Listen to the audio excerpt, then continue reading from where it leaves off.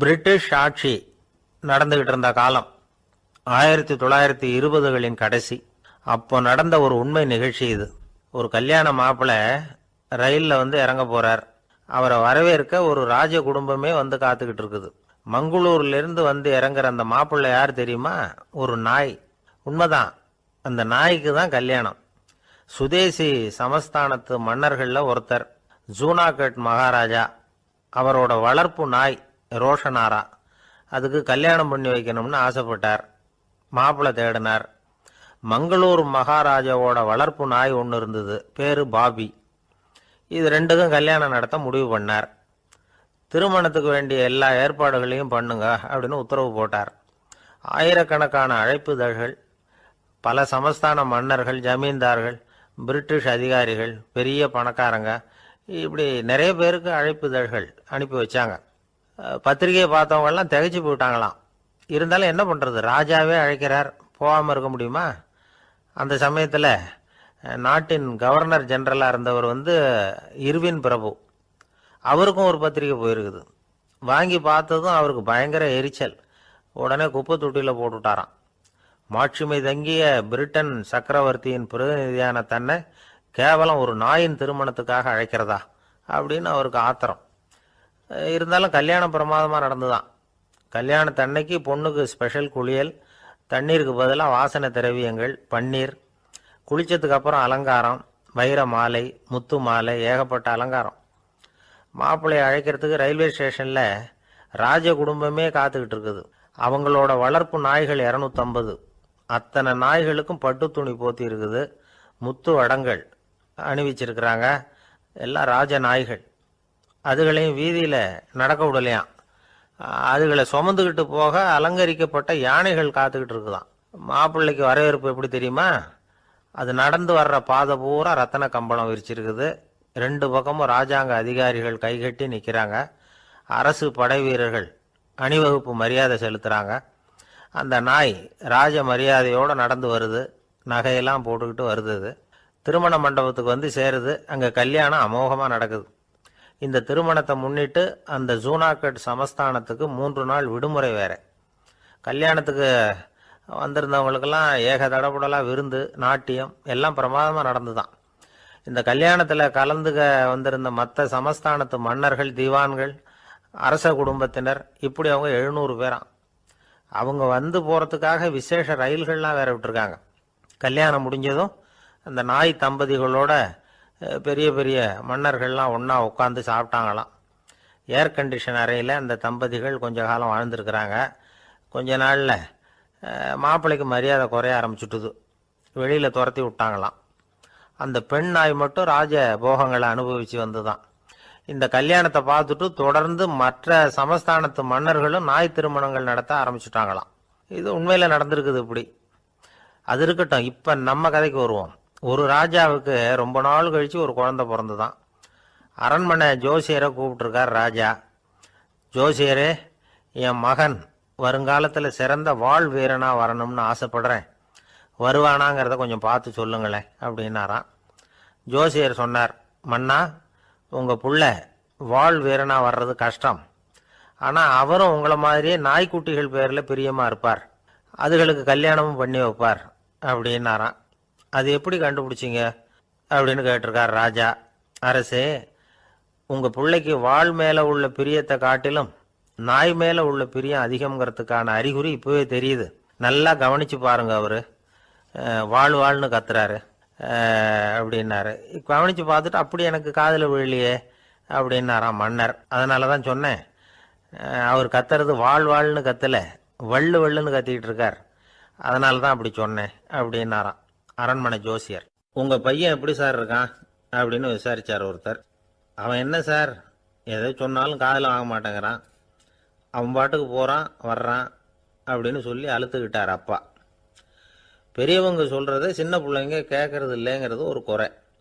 பெரியவங்க சொல்கிறது சின்ன பிள்ளைங்க காதலையே விழறது இல்லைங்கிறது ஒரு குறை. இது கொஞ்சம் சீரியஸான விஷயம், கவனித்து பார்க்கணும். ஒரு குழந்தைக்கு காது சரியாக கேட்குதா இல்லையா அப்படிங்கிறத நாம தான் கவனித்து பார்த்து கண்டுபிடிக்கணும். அதுவாக நம்மக்கிட்ட தவழ்ந்து அப்பா எனக்கு காது கேட்கல, அழைச்சிட்டு போங்க டாக்டர்கிட்ட அப்படின்னுலாம் சொல்லிகிட்டு இருக்காது. அது சரி, ஒரு குழந்தைக்கு காது சரிவர கேட்குதா இல்லையா அப்படிங்கிறத முன்கூட்டியே நாம் தெரிஞ்சுக்கிறது எப்படி? அதுக்கு சில வழி இருக்கு. உங்கள் குழந்தைய கொஞ்சம் அப்படி கவனித்து பாருங்க. அடிக்கடி ஜலதோஷம், காதில் அரிப்பு ஏற்படுதா, மூக்கு விரிவாகவும், அப்புறம் டான்சில், அடினாய்டு, சத அழற்சி, இது மாதிரி ஏதாவது இருக்கா, வாயிலிருந்து எச்சில் ஒழுகுதா, குழந்தை வாயினால் சுவாசிக்குதா, பற்கள் முன்னாடி தள்ளி வளருதா, இதெல்லாம் அதுக்கு அறிகுறி.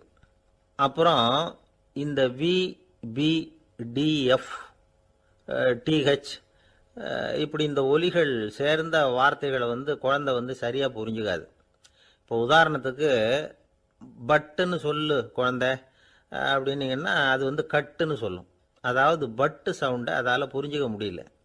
அப்புறம் உங்கள் குழந்தை உங்களை உறக்க பேச சொல்கிறானா, அடிக்கடி கேள்வி கேட்குறானா, சாப்பிட்றப்போ கவனம் இல்லாமல் இருக்கானா, படிப்பில் போதுமான முன்னேற்றம் இல்லையா, வகுப்பில் சரியாக கவனிக்கிறது இல்லையா, இப்படிலாம் இருந்தால் ஆரம்பத்திலேயே டாக்டர்கிட்ட அழைச்சிட்டு போய் சிகிச்சையை ஆரம்பிச்சுடலாம், குணப்படுத்தி விடலாம். குழந்தைக்கு காது சரியாக கேட்கலன்னா நீங்கள் செய்ய வேண்டியது என்ன தெரியுமா? அவனுக்கு காது கேட்கலேங்கிறதுக்காக அவன் முன்னாடி சத்தம் போட்டு பேசக்கூடாது. மெதுவாக சீராக பேசணும், அவனை பார்த்து பேசணும். உங்கள் உதட்டு அசைவுகள் அவனுக்கு உதவும். அதை பார்த்தே புரிஞ்சுக்குவான். நீங்கள் வாயில் வெத்தலை பாக்கு போட்டுக்கிட்டோ புகை பிடிச்சிக்கிட்டோ பேசக்கூடாது. அப்படி பேசினா அவனால் அந்த உச்சரிப்பை சரியாக புரிஞ்சிக்க முடியாது.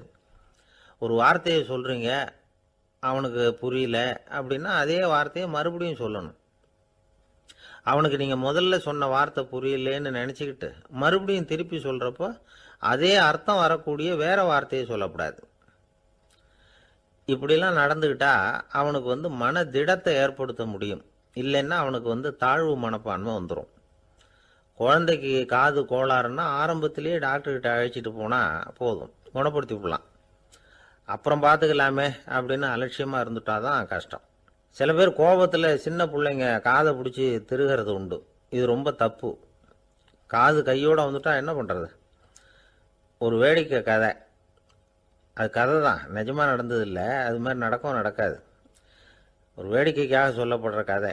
அதாவது ஒரு வீட்டில் அப்பா அம்மாவை பார்த்து சொல்லிகிட்டு இருக்கார், இதை பாரு, நாளைக்கு காலையில் என்னை சீக்கிரம் எழுப்பி விட்டுரு, நான் செங்கல்பட்டு வரைக்கும் போயிட்டு வர வேண்டியிருக்கு அப்படின்னாராம். இதை அவங்க பையன் காதில் வாங்கிட்டு இருக்கான். அப்பாவுக்கு சிரமம் வேண்டாமே அப்படின்னு நினச்சி அவனே காலையில் யாருக்கும் தெரியாமல் எழுந்திரிச்சு புறப்பட்டு செங்கல்பட்டுக்கு போட்டான். சாயந்தரமாக திரும்பி வந்தான். அப்பா பையனை காணாமல் அலமோதிக்கிட்டு இருக்கிறார். சாயந்தரமாக பையனை பார்த்ததும் எங்கடா போயிட்டு வந்தேன்னு கேட்டார் கோவமா. செங்கல்பட்டுக்கு போயிட்டு வந்தேப்பா, நீ வேணா அலைய வேண்டாமேன்னு அப்படின்னா. எதுக்கடா போனேன்னு அதட்டினார். அதான்ப்பா, நீ நேற்று அம்மா கிட்ட சொல்லிக்கிட்டு இருந்த, அதை காதில் வாங்கினேன், உனக்காக நான் போயிட்டு வந்தேன் அப்படின்னா. உடனே எந்த காதில் வாங்கினேன் அப்படின்னு சொல்லி காதை பிடிச்சி திருகுனார். அந்த காது கையோடு வந்துட்டுது. இது நடந்து கொஞ்ச நாள் கழித்து அந்த அப்பாவும் பையனும் கடத்தெருவில் போய்கிட்டு இருக்கிறாங்க. எதிரில் ஒரு நாய் ஓடி வந்தது. அதுக்கு 2 காதும் இல்லை. என்ன இது, இந்த நாய்க்குட்டிக்கு 2 காதும் இல்லை அப்படின்னார் அப்பா. அதுக்கு பையன் சொல்கிறான், அப்பா அது 2 தடவை செங்கல்பட்டுக்கு போயிட்டு வந்துருவோம் அப்படின்னானா. ஒரே ஒரு ஊரில் ஒரு அம்மா இருந்தாங்க. அந்த அம்மாவுக்கு ஒரே ஒரு பிள்ளையாண்டான். அவனுக்கு ரொம்ப அக்கறையோடு கல்யாணம் பண்ணி வச்சாங்க. கல்யாணம் முடிஞ்சதும் மருமக பொண்ணு வீட்டுக்கு சேர்ந்தது.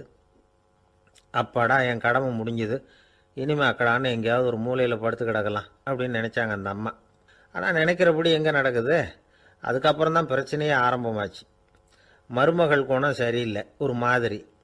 அந்த பொண்ணு வீட்டுக்கு வந்ததுமே முதல் வேலையாக மாமியாரை பார்த்து, அதுதான் நான் வந்துட்டேன்ல, இனிமேல் உங்களுக்கு என்ன வேலைங்க, புறப்பட வேண்டியது தானே, காசி ராமேஸ்வரம்னு எங்கேயாவது போங்க அப்படின்ட்டு தான். மாமியாரை பார்த்தாங்க, கொஞ்சம் யோசனை பண்ணாங்க. இந்த பாருமா, நீ இப்படி சொல்கிறதுக்கு முன்னாடியே வீட்டை விட்டு புறப்படணுங்கிற முடிவுக்கு நான் வந்துட்டேன். வீட்டை மட்டும் இல்லை, இந்த உலகத்தை விட்டே கூட போகிறதுக்கு தயாராக இருக்கிறேன். ஆனால் ஒரே ஒரு விஷயத்துக்காக என் உயிரை கையில் பிடிச்சிக்கிட்டு இருக்கிறேன் அப்படின்னாங்களாம்.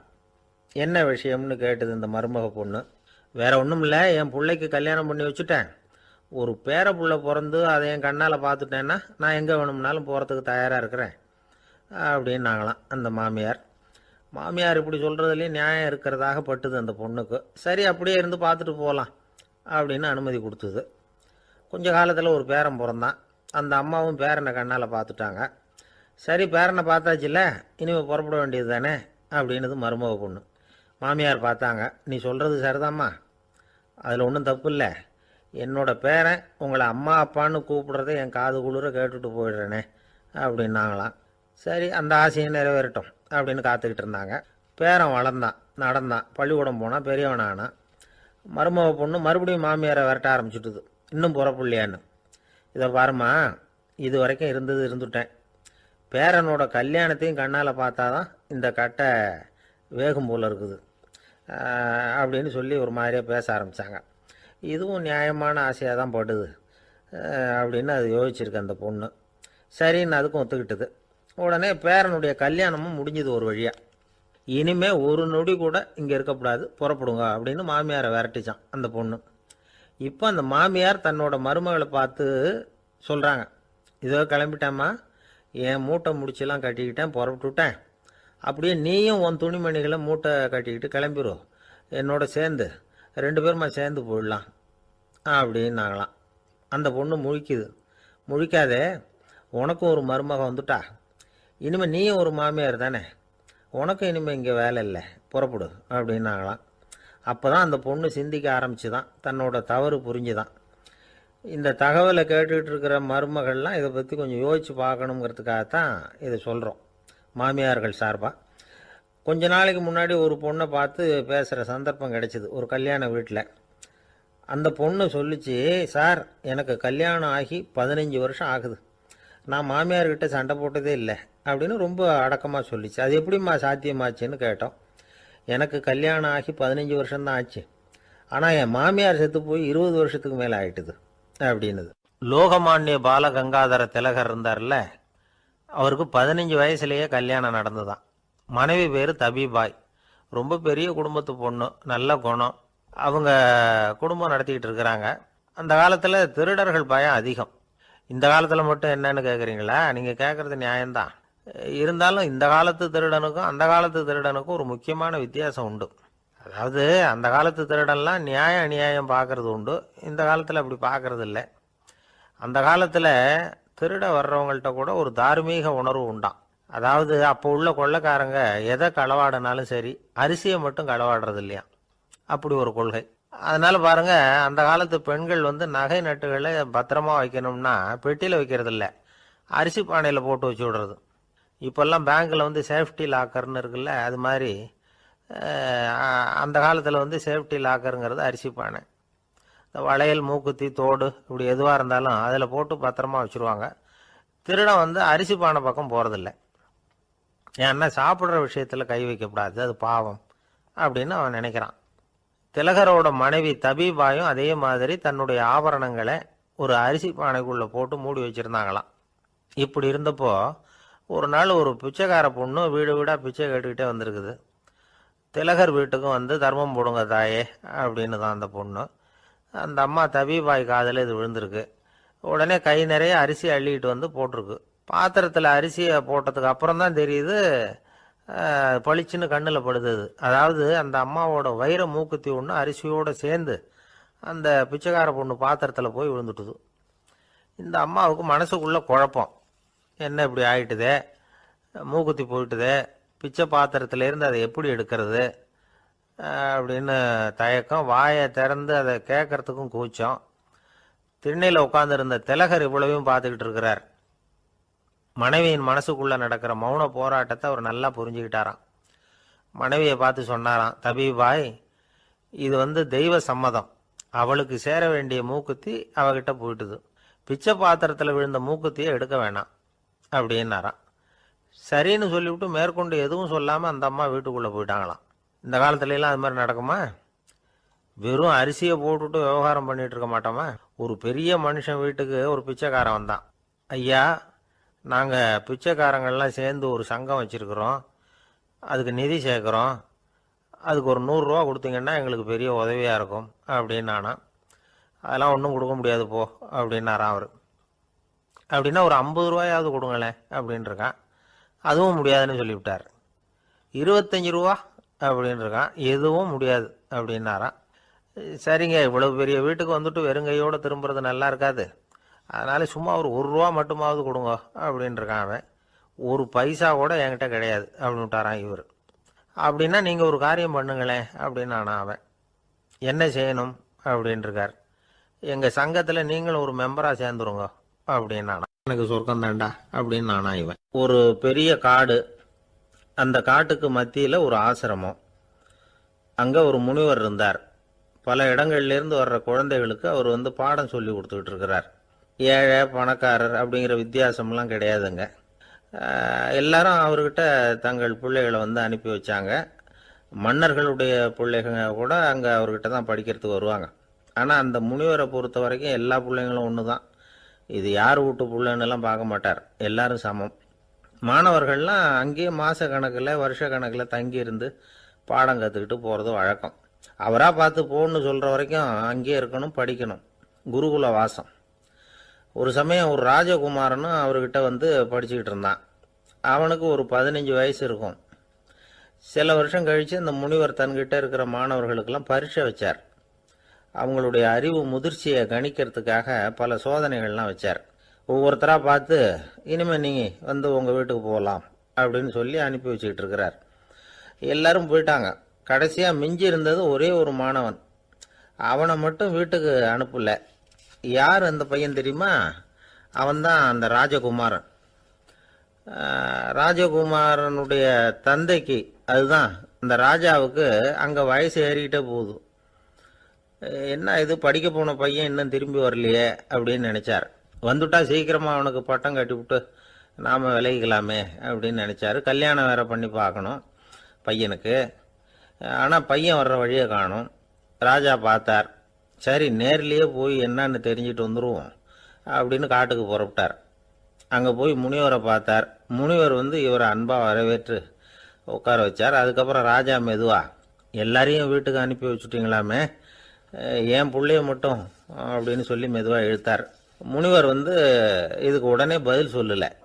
ராஜாவை கூப்பிட்டுட்டு போய் விருந்தினர் குடிசையில் தங்க வச்சார். அதுக்கப்புறம் சொன்னார், உங்கள் மகன் எல்லா பாடங்கள்லையும் முதல் இடம் வாங்கியிருக்கான்.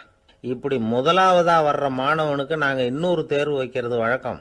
அதுலேயும் அவன் முதலாவதாக வந்துட்டான்னா அவன் ஒரு பெரிய வித்வான் அப்படிங்கிற கௌரவத்தை அடைஞ்சிருவான் அப்படின்னார். அதாவது முனிவர் அப்படி சொல்கிறார். அப்படி சொல்லிவிட்டு போயிட்டார் அவர். ராஜா அங்கேயே தங்கிட்டார். ராத்திரி படுத்து தூங்கினார். காலையில் எழுந்திரிச்சு அந்த குடிசைக்கு வெளியில் வந்தார் பல்லு விளக்கிறதுக்காக. அந்த சமயத்தில் தூரத்தில் ஒருத்தன் ஒரு கையில் கோடாலியை வச்சுக்கிட்டு தலையில் ஒரு பெரிய விறகு கட்டை சுமந்துக்கிட்டு வந்துக்கிட்டு இருக்கிறது மாதிரி தெரிஞ்சுது. யாராவது விறகு வெட்டியாக இருக்கும் அப்படின்னு நினைச்சார் ராஜா. கிட்ட வந்ததும் உத்து பார்க்குறாரு. பார்த்தா அது தன்னோட புள்ள. திகைச்சு போயிட்டார். என்ன இது, ஒரு ராஜகுமாரனை கூட இது மாதிரி வேலையெல்லாம் செய்ய சொல்கிறாங்களே அப்படின்னு நினைச்சார். ராஜகுமாரன் விறகு கட்டை கொண்டுகிட்டு போய் கொல்லை பக்கம் வச்சான். அந்த சமயம் முனிவர் அங்கே வந்தார். என்ன மகனே, விறகு வெட்டிட்டு வந்துட்டியா? சரி, இப்போ ஒரு துடைப்பத்தை எடுத்துக்கோ, விருந்தினர் குடிசையின் வாசல் பக்கத்தை கூட்டி பெருக்கி சுத்தம் பண்ணு போ அப்படின்னார். அப்படியே செய்கிறேன் குருவே அப்படின்னு சொல்லிவிட்டு போனான். சுத்தம் பண்ண ஆரம்பிச்சிட்டான். ராஜா பார்த்தார் இதை. உடனே ஓடியாந்தார். மகனே, என்ன காரியம் பண்ணுற? துடைப்பத்தை கீழே போடுனார். இப்போ அந்த ராஜகுமாரன் சொல்கிறான், தந்தையே, இது என்னுடைய குருதேவரோட உத்தரவு. இங்கே நான் ஒரு மாணவன். இங்கே அரசனும் ஒன்று தான், ஆண்டியும் ஒன்று தான். குருதேவர் சொல்கிறத மறுக்காமல் செய்கிறது தான் எங்கள் கடமை அப்படின்னா. இந்த சமயம் முனிவர் அங்கே வந்தார். இவனை முதுகில் தட்டி கொடுத்தார். அப்புறம் ராஜா கிட்ட சொன்னார், அரசே, உங்கள் புள்ள எங்கள் கடைசி தேர்வுலையும் வெற்றி பெற்றுட்டான். பணிவு தான் மாணவர்களின் மிக உயர்ந்த குணம். குருநாதர் சொல்றது மனசுக்கு பிடிக்கலன்னா கூட மறுக்காம செய்யணும். அப்படி செய்யறதுனால எதை செய்யலாம் எதை செய்யக்கூடாது அப்படிங்கிற விவேகம் அவங்களுக்கு வந்துடும். செய்யக்கூடாததை கூட பெரியவங்க சொல்லிவிட்டா செஞ்சுதான் ஆகணும் அப்படிங்கிற பணிவு அவங்களுக்கு வந்துடும். இந்த குணம் வந்துட்டுதுன்னா அவங்க எத்தனை கடினமான வேலையா இருந்தா கூட ரொம்ப சுலபமா செஞ்சு முடிச்சிருவாங்க. தூக்கத்திலேயும் அப்புறம் துக்கத்திலேயும் தோண்டு போட மாட்டாங்க. இந்த பணிவும் விவேகமும் அவங்க கிட்ட மன உறுதியை ஏற்படுத்தும். அந்த உறுதி உங்க பையனுக்கு வந்தாச்சு. இனிமே அவனை நீங்க அழைச்சிட்டு போகலாம். அவன் நிச்சயமா பேரும் புகழும் பெறுவான் அப்படின்னார்.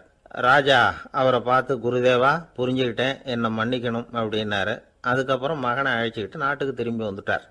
இந்த கதையை இன்று ஒரு தகவலில் சொல்லுங்க சார், உங்கள் நிகழ்ச்சியில் சொல்லுங்க சார் அப்படின்னு சொல்லி மாணவர்கள் கேட்டால், பணிவாக இருக்கிறது எப்படி அப்படிங்கிறத புரிஞ்சுக்குவாங்க அப்படின்னு சொன்னார் ஒருத்தர். சரி சொல்லுவோம், அதுக்கு முன்னாடி நேர்லேயே ஒரு பையன்கிட்ட சொல்லி பார்க்கலாமே அப்படின்னு தோணுச்சு. உடனே ஒரு பையனை கூப்பிட்டோம். ஏன்பா உங்கள் வாத்தியார் உனக்கு இது மாதிரி ஒரு பரீட்சை வச்சா என்ன பண்ணுவேன் அப்படின்னு கேட்டோம்.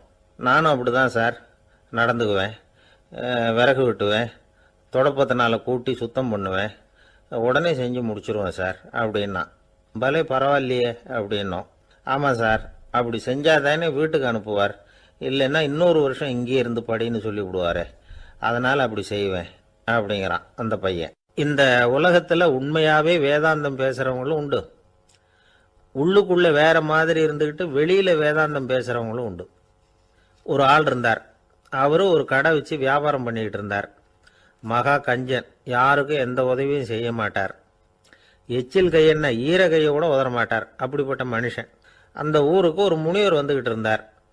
வருஷத்துக்கு ஒரு தடவை வருவார், ஒரு நாள் 2 நாள் இருப்பார், அப்புறம் போயிடுவார். அந்த முனிவர் வர்றப்போலாம் இந்த ஆள் எழுந்திரிச்சு ஓடி போய் அவரை வரவேற்பான். ரொம்ப பெரிய வேதாந்தி மாதிரி அவர்கிட்ட பேசிக்கிட்டு இருப்பான். காயமே இது பொய், வெறும் காற்றடைத்த பையும்மா, தர்மம் தலைகாக்கும்மா. பணம் என்ன சார் பணம், இன்னைக்கு ஒருத்தன் கையில் இருக்கும், நாளைக்கு ஒருத்தன் கையில் இருக்கும், எல்லாம் மாயம். எனக்கு தான் இன்னமும் இந்த சம்சார பந்தத்திலிருந்து விடுபடுறதுக்கு நேரம் வரலேம்மா. அந்த முனிவரும் இந்த ஆள் இப்படி சொல்கிறத கேட்ட உடனே, ஏப்பா அப்படி சொல்கிற, இப்போ கூட நீ சரின்னு சொல்லு, உனக்கு தீட்சை கொடுத்து இதிலிருந்து விடுபடுற ஞானத்தை போதிக்கிறேன் பார். உடனே அந்த ஆள் என்ன சொல்லுவான் தெரியுமா? ஐயோ சாமி, இப்போ அது எப்படிங்க முடியும், பிள்ளைங்கள்லாம் சின்ன சிறுசுங்க, அதுகளுக்கெல்லாம் ஒரு கல்யாணம் காட்சின்னு செஞ்சு கடமையை முடிச்சுட்டா நீங்கள் சொல்கிறபடி செஞ்சு விடலாமா. சரி, இன்னும் முனிவர் போயிடுவார். அடுத்த வருஷம் வருவார், இவன் வழக்கம் போல் வேதாந்தம் பேசுவான். சரி தீட்சை கொடுக்குறேன் வா அம்பார். பேரம்பேத்தியை பார்க்கணும், கோர்ட்டில் கேஸ் ஒன்று இருக்குது, அது முடியணும் அப்படின்னு தயங்க ஆரம்பிச்சிருவான். எல்லாம் சொல்லுவான், ஆனால் குடிக்கிறதுக்கு தண்ணி கூட கொடுக்க மாட்டான்.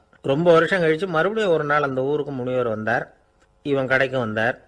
அப்புறம் அங்கே கல்லாவில் நம்ம ஆள் இல்லை, அவன் புள்ள தான் உட்காந்துருக்கிறான். அப்பாவை போலவே புள்ளையும் எழுந்திரிச்சு ஓடியாந்து முனிவரை வரவேற்றான். அப்பா எங்கன்னு விசாரிச்சார் முனிவர். ஐயோ அதை ஏன் கேட்குறீங்க சாமி, உங்ககிட்ட தீட்சை வாங்கி இந்த சம்சார பந்தத்திலேருந்து விடுதலை பெறணும்னு சொல்லிக்கிட்டே இருப்பார், அது நிறைவேறாமலே போய் சேர்ந்துட்டார்.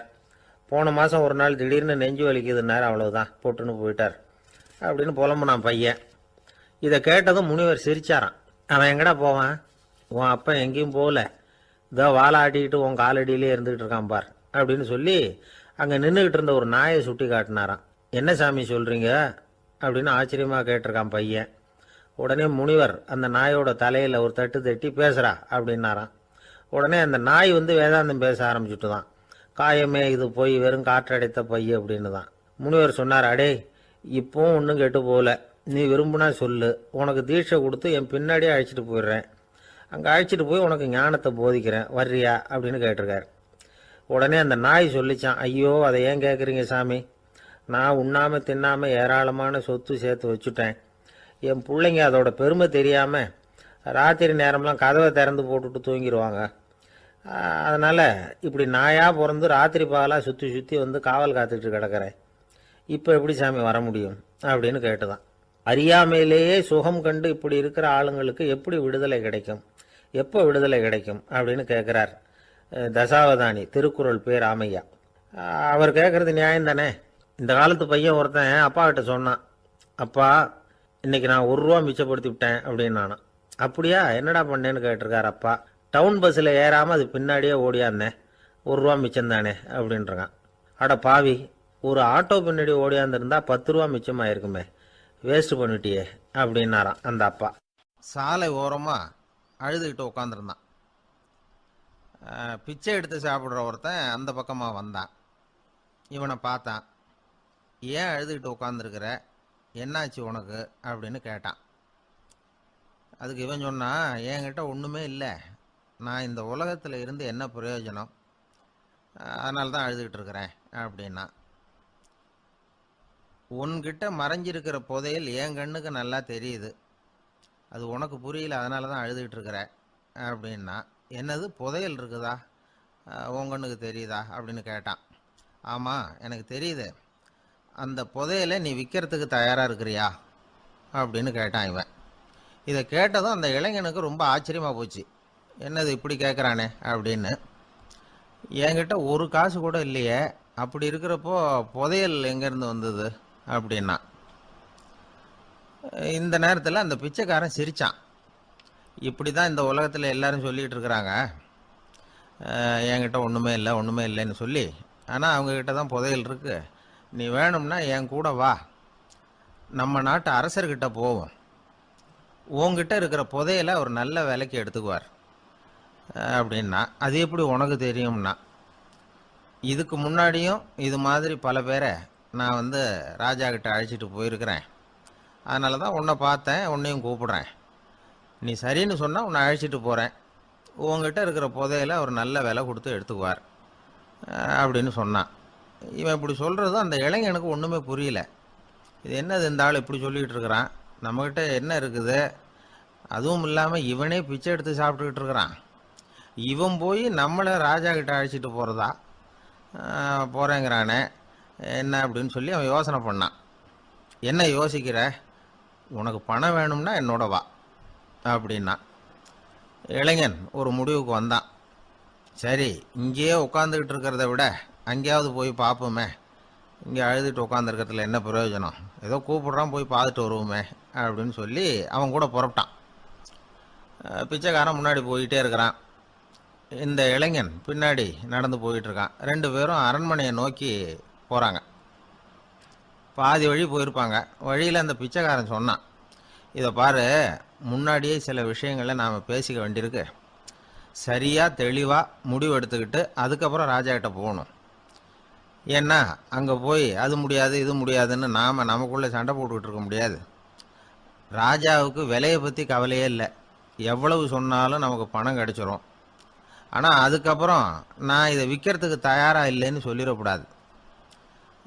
அதனால் வந்து புதையலை விற்கிறதா இல்லையாங்கிறத இங்கேயே தெளிவாக முடிவு செஞ்சுக்கணும்.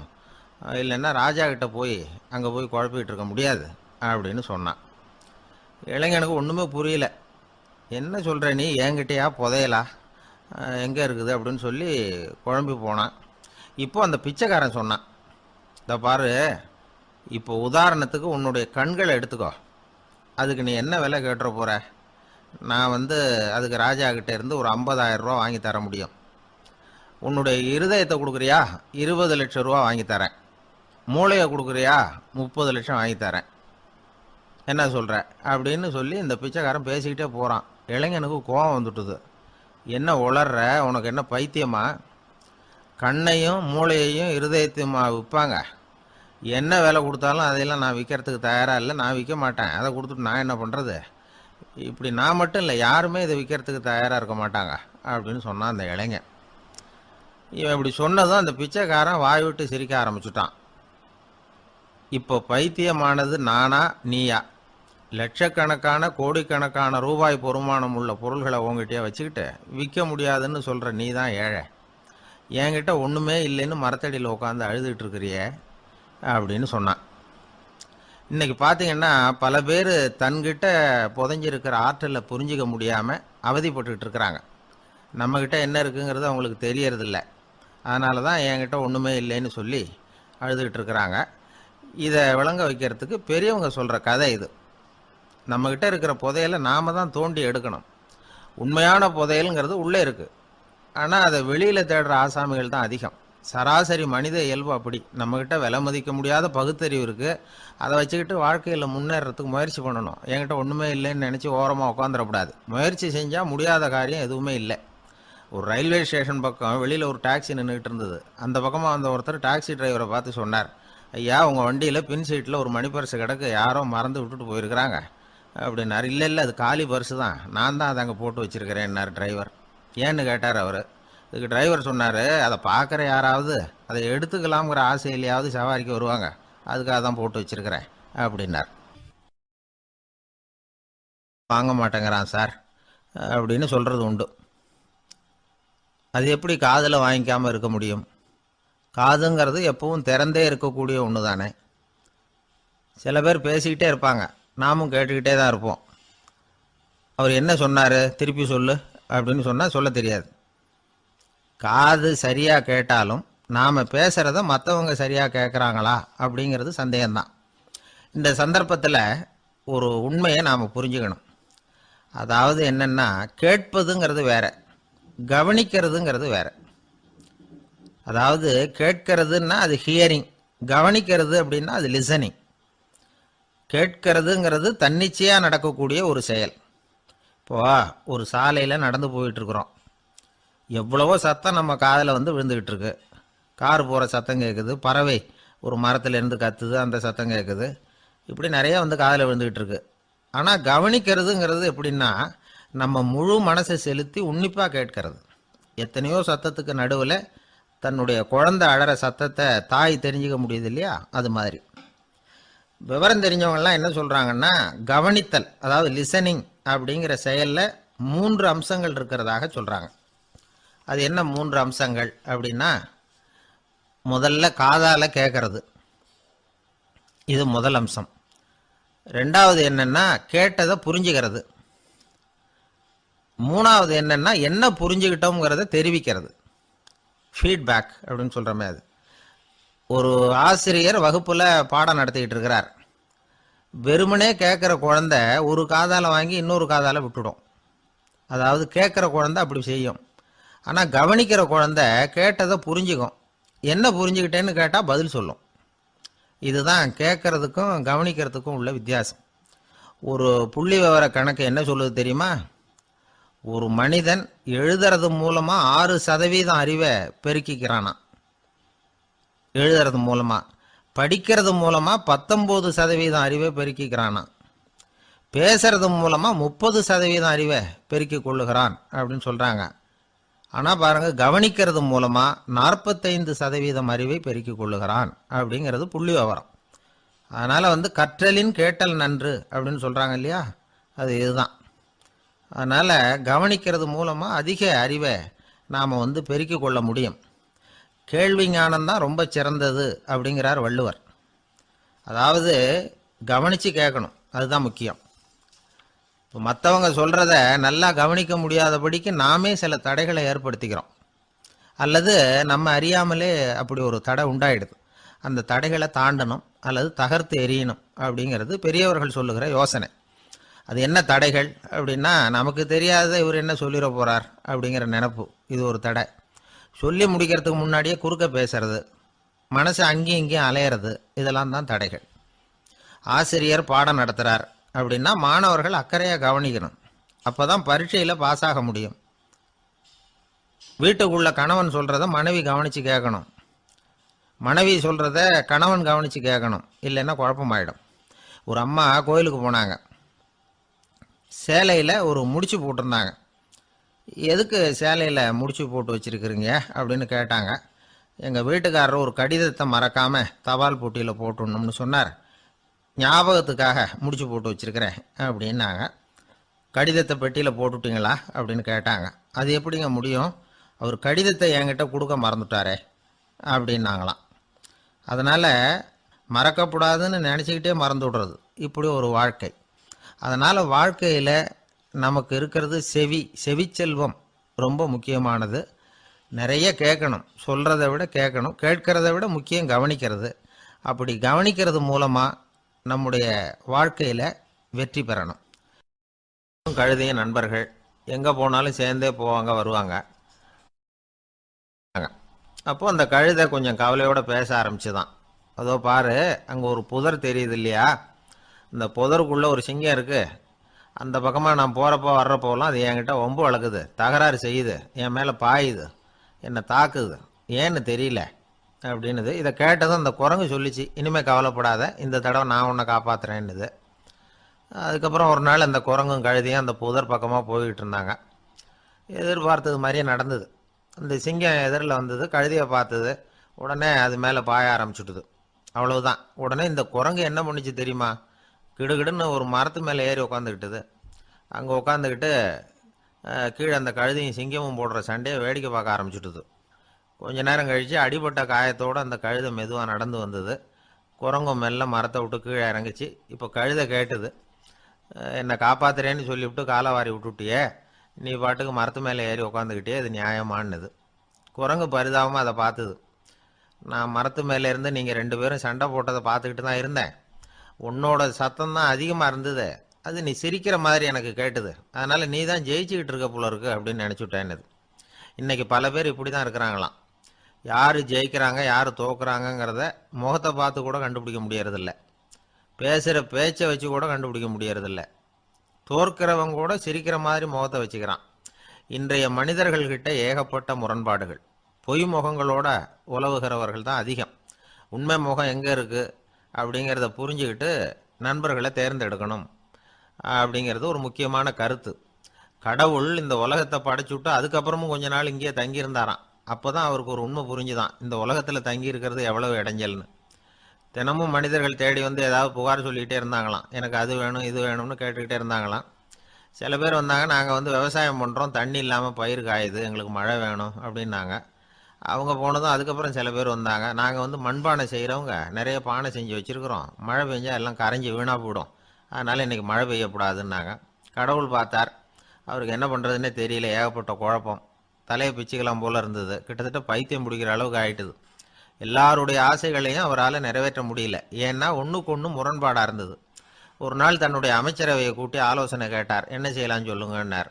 இது என்ன பிரமாதம், பேசாமல் இமயமலை அடிவாரத்தில் போய் உட்காந்துங்க, யாரும் தொந்தரவு பண்ண மாட்டாங்கன்னாங்க. அங்கேயும் மனிதர்கள் வர ஆரம்பிச்சுருவாங்களேன்னார் கடவுள். சரி அப்படின்னா சந்திரனில் போயிருந்துக்கலாமேன்னாங்க. அங்கேயும் மனுஷன் குடி வர போகிறான் அப்படின்னார் கடவுள். வெகு தூரத்துக்கு அப்பால் உள்ள நட்சத்திர மண்டலத்துக்கு போயிடலான்னாங்க. இதெல்லாம் நிரந்தர தீர்வாகாது, நிரந்தரமாக இந்த மனிதனுடைய தொல்லையிலேருந்து நான் விடுபடணும், அதுக்கு ஏதாவது வழி சொல்லுங்கன்னார் கடவுள். ஒரு வயசான ஆள் வந்தார். கடவுளுக்கு காதோட காதாக ஒரு வழியை சொன்னார். கடவுளுக்கு முகம் மலர்ந்தது. அதுதான் சரி, அப்படியே செஞ்சுடலான்னார். அந்த ஆள் சொன்ன ரகசியம் என்ன தெரியுமா? மனிதனால் அடைய முடியாத ஒரு இடம் இருக்குது, அது வேற எங்கேயும் இல்லை, அவனுக்கு உள்ளே இருக்குது, அங்கே போய் மறைஞ்சிங்க, அதுக்கப்புறம் மனிதர்களால் உங்களுக்கு தொந்தரவு இருக்காதுன்னார். மனிதன் நினைக்காத இடம் அதுதான். அதாவது உள்ளுக்குள்ளே இருக்கிற உண்மையை புரிஞ்சிக்காம வெளியில் எங்கேயோ அது இருக்கிறதாக நினச்சி வரட்டிக்கிட்டு அலையிறான் மனுஷன். உள்ளே இருக்கிற உண்மை புரிஞ்சா நாம் தன்னம்பிக்கையோட தலை நிமிர்ந்து வாழலாம். வேடிக்கையாக ஒரு கதை சொல்லுவாங்க, இதை பாருங்கள், நம்ம பையன் எங்கே பணம் வச்சாலும் எடுத்து விட்றான், என்ன பண்ணுறதுன்னாங்க அம்மா. அப்பா கொஞ்சம் நேரம் யோசனை பண்ணார். அதுக்கப்புறம் சொன்னார், அவன் கண்ணில் படாத இடமா நம்ம வீட்டில் இருக்கிறது ஒரே இடம் தான், அங்கே பணத்தை வை திருட்டு போகாதுன்னார். அது எந்த இடம்னு கேட்டாங்க. அதுதான் அவன் பாட புஸ்தகம், அதில் வச்சிரு, அவன் தொடவே மாட்டான், பாட புத்தகத்தை தொடாமல் பரீட்சையில் வெற்றி பெற முடியாது அப்படிங்கிறத புரிஞ்சுக்கணும். உள்ளே இருக்கிற உண்மையை தொடாமல் வாழ்க்கையில் வெற்றி பெற முடியாது. அதனால் உண்மையை புரிஞ்சுக்கிட்டா வாழ்க்கையில் வெற்றி நிச்சயம். ஒரு நண்பர்கிட்ட பேசிக்கிட்டு இருந்தேன். அவருடைய உறவினர் ஒருத்தர் ஒரு நேர்முக தேர்வுக்கு போயிருந்தாராம், இன்டர்வியூவுக்கு. ரொம்பவும் பொறுப்பாகவும் கவனமாகவும் செயல்பட வேண்டிய பதவிக்கான நேர்காணல் அது. இவர் வந்து எழுத்து தேர்வில் ஏராளமான மதிப்பெண்கள் வாங்கிவிட்டார், அதனால் அதை பற்றி கவலை இல்லை. இப்போ நேர்முக தேர்வில் தேர்வு பெறணும். ஏராளமான சான்றிதழ்கள் வச்சிருந்தார். நேர்காணலில் கேட்கப்பட்ட எல்லா கேள்விகளுக்கும் சரியான பதில் தான் சொன்னார். இருந்தாலும் பாருங்க, அந்த நேர்முக தேர்வில் அவர் தேர்ந்தெடுக்கப்படலை. என்ன காரணம் அப்படின்னு பின்னாடி விசாரித்தப்போ தான் விவரம் தெரிஞ்சுதான். அது என்ன ஆயிருக்குதுன்னா, அந்த நேர்காணலின் போது இவர் வந்து நடந்துகிட்ட முறையில் சில தவறுகள் நடந்து போச்சான். முக்கியமாக வந்து 2 தவறுகள். ஒன்று, அவங்க ஒரு கேள்வியை கேட்டு முடிக்கிறதுக்குள்ளேயே இவர் பதில் சொல்ல ஆரம்பிச்சுட்டாராம். 2வது என்னன்னா, இவர் நாற்காலியில் தாராளமாக இயல்பாக சாஞ்சி உட்காராம நாற்காலி முனையில் உட்காந்துருந்தாராம். இந்த 2 விதமான செயல்பாடுகளும் இவர் வந்து அவசரப்படுறவர், பதற்றப்படுறவர் அப்படிங்கிறதுக்கான அடையாளங்கள். அதாவது கேள்வியை கேட்டு முடிக்கிறதுக்குள்ளேயே முந்திக்கிட்டு பதில் சொல்கிறது. 2வது, நாற்காலியில் இயல்பாக தாராளமாக உட்காராம நாற்காலி முனையில் உட்கார்றது. பார்க்க போகிற வேலைக்கு அவசரம், பதற்றம் இது 2 இருக்கப்படாதான். அதனால் மார்க் இருந்தும் சர்டிஃபிகேட் இருந்தும் அந்த வேலை வாய்ப்பு அவருக்கு கிடைக்கல. வேலை கொடுக்குறவங்க நம்மக்கிட்ட இருந்து என்ன தான் எதிர்பார்க்குறாங்க, இதை தெரிஞ்சு வச்சுக்கிறது நல்லது. முதல்ல மற்றவர்களுடன் தொடர்பு கொள்ளும் திறமை, அதாவது எபிலிட்டி டு கம்யூனிகேட். நீங்கள் நினைக்கிறத அழகாக தொகுத்து வகைப்படுத்தி சொல்ல தெரியுதான்னு பார்ப்பாங்க. உங்கள் திட்டங்களை அடுத்தவங்க ஏற்றுக்கொள்ளக்கூடிய விதத்தில் வெளிப்படுத்துறதுக்கு உங்களால் முடியுதான்னு பார்ப்பாங்க. இதுக்கு என்ன செய்யறது? குழப்பம் இல்லாமல் சிந்திக்கணும், குழப்பம் இல்லாமல் பேசணும். ரெண்டாவது விஷயம் என்னன்னா புத்திசாலித்தனம், அதாவது இன்டெலிஜென்ஸ். ஏற்றுக்க போகிற வேலையை நல்ல விதமாக செய்ய முடியுமா உங்களால்? அதை எந்தெந்த வழியில் செய்யலாம் அப்படிங்கிறத உங்களால் தீர்மானிக்க முடியுமா? அந்த வேலைக்கான புது புது யோசனைகளை உங்களால் சொல்ல முடியுமா அப்படின்னு பார்ப்பாங்க. இது இன்டெலிஜென்ஸ். மூணாவது தன்னம்பிக்கை, அதாவது செல்ஃப் கான்ஃபிடென்ஸ். உங்களுக்கு அது உண்டா அப்படிங்கிறத கவனிப்பாங்க.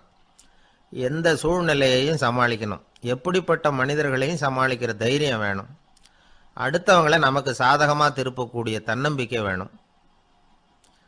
நாலாவது பொறுப்புகளை முன்வந்து ஏற்றுக்கொள்ளுதல், வில்லிங்னஸ் டு அக்செப்ட் ரெஸ்பான்சிபிலிட்டி. பொறுப்புகள்லேருந்து நழுவி போக ஆசைப்படாமல் செஞ்சு முடிக்கணும். அஞ்சாவது முன் வருதல், இனிஷியேட்டிவ். வேலையோட முக்கியத்துவம் உணர்ந்து அதை ஏற்றுக்கிட்டு தகுந்த நடவடிக்கைகளை தயங்காமல் எடுக்கிறதுக்கு முன் வரணும்.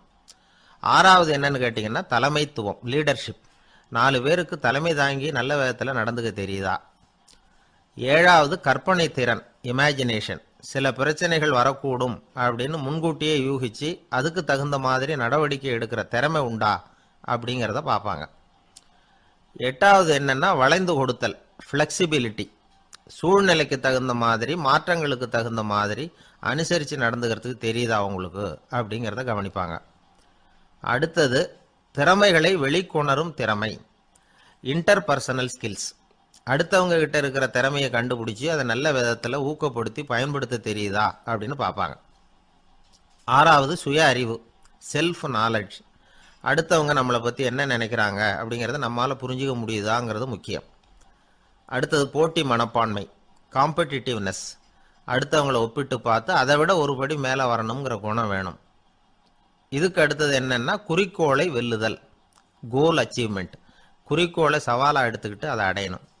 அப்புறம் வேறுபட்ட திறமைகள், ஒகேஷனல் ஸ்கில்ஸ். பதவிக்கு வேண்டிய திறமைகள் தவிர மற்ற திறமைகள் எதுவும் உண்டாங்கிறது முக்கியம்.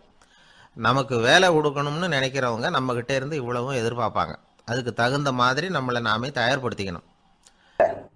ஆனாலும் நான் உங்ககிட்ட சொல்கிறதுக்கு ஒரு முக்கியமான செய்தி இருக்குது, அதை நான் உங்ககிட்ட ஒப்படைக்கணும்னு நினைக்கிறேன். அது என்னோட அப்பா அவருடைய கடைசி காலத்தில் என்கிட்ட ஒப்படைச்சிட்டு போன செய்தி. வாழ்க்கையில் அது எனக்கு ரொம்ப உபயோகப்பட்ட ஒரு கருத்து.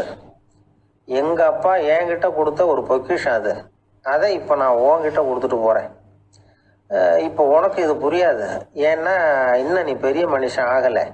அதனால் இப்போ நான் உங்ககிட்ட கொடுக்கறத நீ பத்திரமா வச்சிரு. பிற்காலத்தில் அது உனக்கு உபயோகப்படும். இது ஒரு திறவுகோல் மாதிரி, பெரிய பெரிய பொக்கிஷங்களின் கதவுகளை இது திறந்து விடும் அப்படின்னு சொல்லி விஷயத்தை சொன்னார். மகனுக்கு அந்த விஷயம் அப்போ புரியல. அதனால பிற்காலத்தில் அதுதான் அவருடைய வாழ்க்கையை மாற்றி அமைச்சுதான். சரி, அப்பா சொன்ன அப்பேற்பட்ட செய்தி என்ன? அது ஒன்றும் பெரிய விஷயம் இல்லை, எளிமையான ஒரு கருத்து தான்.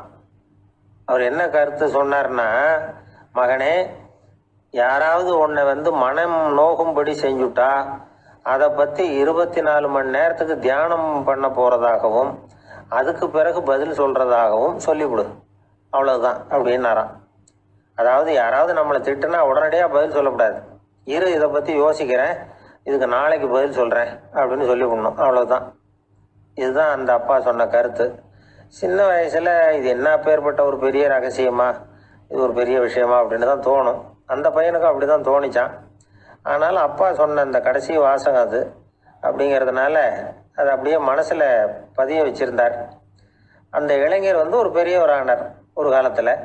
அவரை ஒருத்தர் ஒரு கட்டத்தில் அவமானப்படுத்தி விட்டாராம். உடனே அவர் சொன்னார், ஐயா, இதை பற்றி நான் 24 மணி நேரம் தியானிக்கணும், அப்படித்தான் எங்கள் அப்பா எனக்கு சொல்லி கொடுத்துருக்காரு. அவர் இப்போ இல்லை, அவர் பேச்சுக்கு மதிப்பு கொடுக்க வேண்டியது என்னுடைய கடமை. அதனால் தயவு பண்ணி மன்னிச்சுக்குங்க, 24 மணி நேரம் பொறுத்து திரும்பி உங்களுக்கு பதில் சொல்கிறேன் அப்படின்னாராம். அவர் தியானம் பண்ணார். அதுக்கப்புறம் அவருக்குள்ள ஒரு சின்ன தெளிவு ஏற்பட்டு போச்சான். அதாவது சில நேரங்களில் அவமதிப்பு கூட சரிதான்னு கூட அவருக்கு தோணிச்சான். அதாவது அவன் அப்படி பேசுனதில் ஒன்றும் தப்பு இல்லையே, நாமளும் அப்படி தானே நடந்துக்கிட்டோம் அப்படிங்கிறதெல்லாம் அவருக்கு தெரிஞ்சு போச்சு. மறுநாள் அந்த ஆளுகிட்ட போனார். ஐயா, நன்றி, நீங்கள் சொன்னது சரிதான். அது ஒரு அவமதிப்பு இல்லை, உண்மையான பேச்சு தான். நீங்கள் என்ன முட்டாள்னு சொன்னீங்க, யோசிச்சு பார்க்குறப்போ அது சரிதான்னு எனக்கும் தோணுது. நான் அப்படி தான் இருக்கிறேன் அப்படின்னாராம். சில சமயம் இது மாதிரி யோசிக்கிறப்போ அந்த அவமதிப்பே ஒரு பொய் அப்படின்னு புரியும். அதுவே பொய்ங்கிறப்போ அதுக்காக நாம் எதுக்கு மனம் புண்படணும் அப்படின்னு நினைப்பார். அது மட்டும் இல்லை, அது ஒரு பொய்ன்னு சொல்கிறதுக்கு கூட அந்த ஆள்கிட்ட போக மாட்டார். பொய்ன்னா அது பொய் தானே, அதுக்காக ஏன் கவலை பண்ணணும்? கவனிக்கிறது மூலமாகவும் தியானிக்கிறது மூலமாகவும் மெல்ல மெல்ல அவர் மற்றவர்களின் செயல்களை விடவும் தன்னுடைய எதிர்வினைகளின் மீது தான் அளவு கடந்த விழிப்புணர்வு கொண்டவராக மாறினார் அப்படிங்கிறார் ஒரு பெரிய ஞானி. தியானம்ங்கிறது ஒரு எளிமையான புரிந்து கொள்ளல் மட்டும்தாங்கிறார் அவர். மௌனமா உட்கார்ந்துருக்கிறது இல்லை தியானம், மந்திரத்தை ஓதி கொண்டிருப்பதில்ல தியானம், மனதின் நுண்ணிய வேலைத்தனங்களை புரிந்து கொள்வதுதான் தியானம் அப்படிங்கிறார். அப்படி புரிஞ்சுக்கிறப்போ நமக்குள்ள ஒரு மாபெரும் விழிப்புணர்வு பிறகுது. அது மனசுலேருந்து பிறக்கிறது இல்லை, ஆன்மாவிலிருந்து பேரறிவிலிருந்து பிறகுது. இதுதான் பெரியவர்கள் சொல்லியிருக்கிற முக்கிய கருத்து. இந்த காலத்திலே ஒரு அப்பா இருந்தார். கடைசி காலத்தில் மகனை கூப்பிட்டார். மகனே, உனக்காக நான் விட்டுட்டு போகிறது இந்த பெட்டி தான். இது எங்கள் அப்பா என்கிட்ட ஒப்படைச்சிட்டு போனது. இதை உன்கிட்ட நான் ஒப்படைச்சிட்டு போகிறேன். நான் இந்த உலகத்தை விட்டு போனதுக்கு அப்புறம் நீ இதை திறந்து பார், இந்த அதுக்கான திறவுகோல் அப்படின்னு கொடுத்துட்டு கண்ணை மூடிட்டாரான். கொஞ்ச நாள் கழித்து பொட்டியை திறந்து பார்த்துருக்கிறார். பொட்டியில் இருந்தது என்ன தெரியுமா? நம்ம குடும்பத்துக்காக தாத்தா காலத்திலிருந்து யார் யாருக்கிட்ட எவ்வளவு கடன் வாங்கியிருக்கிறோம் அப்படிங்கிற விவரப்பட்டியல் அதுக்குள்ளே இருந்துதான். நம்ம உடம்புல ரத்த அழுத்தம் இருக்குதே, அது நல்லதா கெடுதலா? உடனே அது கெடுதல்னு தான் சொல்லுவோம். ஆனால் உண்மை அது இல்லை. இயற்கையாக உள்ள ரத்த அழுத்தம் நம்ம உடம்புக்கு தேவையான ஒன்று. அந்த அழுத்தம் அதிகமாக போனால் தான் கெடுதல். அதை தான் நாம் பிபின்னு சொல்கிறோம். ஆனால் அது உண்மையிலேயே உயர் ரத்த அழுத்தம், ஹைப்பர் டென்ஷன். இதயம்ங்கிறது ஓயாமல் வேலை செஞ்சுக்கிட்டு இருக்கிற ஒரு பம்பு. இதயம் சுருங்கி ரத்தத்தை பம்பு செய்கிறப்போ ரத்த அழுத்தம் கூடுதலாக இருக்கும். இதுக்கு பேர் சிஸ்டாலிக் பிளட் ப்ரெஷர் அப்படின்னு பேர். இதயம் விரிந்த நிலைக்கு திரும்புகிறப்போ ரத்த அழுத்தமும் குறையுது. இதுக்கு பேர் டயஸ்டாலிக் பிளட் ப்ரெஷர் அப்படின்னு பேர். இப்படி இது மாறி மாறி இருக்கும். இந்த பிபி 140 90 இப்படின்லாம் சொல்கிறாங்கல்ல, இதுதான். சீராக இருக்க வேண்டிய ரத்த அழுத்தம் ஒரு அளவுக்கு மேலே அதிகரிச்சுட்டா ஆபத்து ஆரம்பம்னு அர்த்தம். சரி, இந்த உயர் ரத்த அழுத்தம் உண்டாகிறதுக்கு என்ன காரணம்? இதனால தான் இது வருதுன்னு ஒரு காரணத்தை குறிப்பிட்டு சொல்ல முடியாது. ஆனால் வம்சாவளி காரணம், ரொம்ப டென்ஷனான சூழ்நிலையில் வேலை செய்கிறது, உடம்பு குண்டாக இருக்கிறது, இதெல்லாம் இந்த ஹை பிபிக்கு துணை செய்யுது. அப்படி தான் எடுத்துக்க வேண்டியிருக்குது. இது கிருமியினால் ஏற்படுற வியாதி இல்லை, உடம்புல ஏற்படுற ஒரு பழுது, அவ்வளவுதான். 40 வயசுக்கு மேலே தான் பொதுவாக இது பாதிக்கும். அதெல்லாம் சரி, ஒருத்தருக்கு உயர் ரத்த அழுத்தம் இருக்குது, அதை கட்டுப்படுத்துறதுக்கு வழி ஏதாவது உண்டா அப்படின்னா உண்டு. மருந்து கொடுத்தும் சரி பண்ணலாம். மருந்து இல்லாத சிகிச்சை முறைகளும் இருக்குது. இப்போ மருந்து சாப்பிட்றதுன்னா டாக்டர்கிட்ட போயிடலாம். அதுக்கு இப்போ சுமாராக 30 விதமான மருந்துகள் இருக்குதான். மருந்தோட உடல் கட்டுப்பாடும் மனக்கட்டுப்பாடும் சேர்ந்ததுன்னா ரொம்ப விசேஷம். அது இருக்கட்டும், மருந்து இல்லாமல் நாம் செய்ய வேண்டியது என்ன, அதை தெரிஞ்சுக்குவோம். முதல்ல சீரான உடற்பயிற்சி, வாக்கிங் ரொம்ப நல்லது. மனசை அமைதிப்படுத்துறதுக்கு யோகாசனம், ஆழ்நிலை தியானம், இது மாதிரியான பயிற்சிகள் நல்லது. ஒரு காலத்தில் யோகாசனம் பண்ணுங்க, தியானம் பண்ணுங்கன்னு சொன்னால் ஒரு மாதிரியாக பார்த்தாங்க. இப்போ மருத்துவ நிபுணர்களே அதெல்லாம் ரொம்ப அவசியம்தான் அப்படின்னு சொல்கிறாங்க. இன்னொரு அதிசய சிகிச்சை முறை இப்போ வழக்கத்துக்கு வந்திருக்குது, பயோ ஃபீட்பேக் அப்படின்னு பேர். மூளையின் அழுத்த அலைகளை பதிவு பண்ணி அதை மறுபடியும் உடம்புக்குள்ளே செலுத்தி இந்த ரத்த அழுத்தத்தை சீராக்கி போடுறாங்க. சில பேருக்கு இந்த ஹை பிபி பார்டர் லைனில் இருக்கும். அவங்களுக்கெல்லாம் மருந்துகள் அவசியம் இல்லை. வாழ்க்கை முறையில் சில மாற்றங்களை பண்ணிக்கிட்டாவே போதும். பிஹேவியரல் மாடிஃபிகேஷன்ஸ்னு சொல்கிறாங்க. அது எப்படின்னா, பரபரப்பான வாழ்க்கை முறையை தவிர்க்கணும். புகைப்பிடிக்கிற பழக்கம், மது அருந்தும் பழக்கம், இதெல்லாம் இருந்தால் விட்டுடணும். சாப்பாட்டில் உப்பை குறைக்கணும். கொழுப்பு சத்து ஆகாரங்களை குறைச்சிக்கணும். முடிஞ்சால் விட்டுடலாம். குடும்பத்தில் ஏற்கனவே யாருக்காவது ஹை பிபி இருந்தால் சந்ததிகள் ஜாக்கிரதையாக இருக்கணும். நடுத்தர வயசை அடைஞ்சவங்க அப்பப்போ அந்த பிபி செக் பண்ணிக்கிறது நல்லது. டாக்டர் சொல்கிறத நம்மளில் பல பேர் சரியாகவே கேட்கறது இல்லை. அதனால தான் இடைஞ்சல். ஒரு ஆள் பிபின்னு சொல்லி டாக்டர்கிட்ட போனான். உடம்பு குண்டாக இருக்குது, அதை குறைக்கணும், முதல்ல தினமும் உடற்பயிற்சி பண்ணு அப்படின்னார். சரின்னு சொல்லிவிட்டு வந்தான், செஞ்சான். கொஞ்ச நாள் கழிச்சு மறுபடியும் டாக்டர்கிட்ட போனான். என்னப்பா எக்ஸசைஸ் பண்ணியா அப்படின்னு கேட்டார். தினமும் பண்ணினேன் டாக்டர்னா. என்ன பண்ணேன்னு கேட்டார். முன்னெல்லாம் சிகரெட்டை வந்து கடையில் வாங்குவேன், இப்போ நான் அப்படி வாங்குறத விட்டுட்டேன். தினமும் நானே என் கையாலேயே உருட்டி தயார் பண்ணுறேன் டாக்டர். இது ஒரு எக்ஸசைஸ் தானே அப்படின்னு. ஒரு ஊரில் ஒரு மன்னர் இருந்தார். அந்த ஊரில் அடிக்கடி சேவல் சண்டை நடக்கிறது வழக்கம்.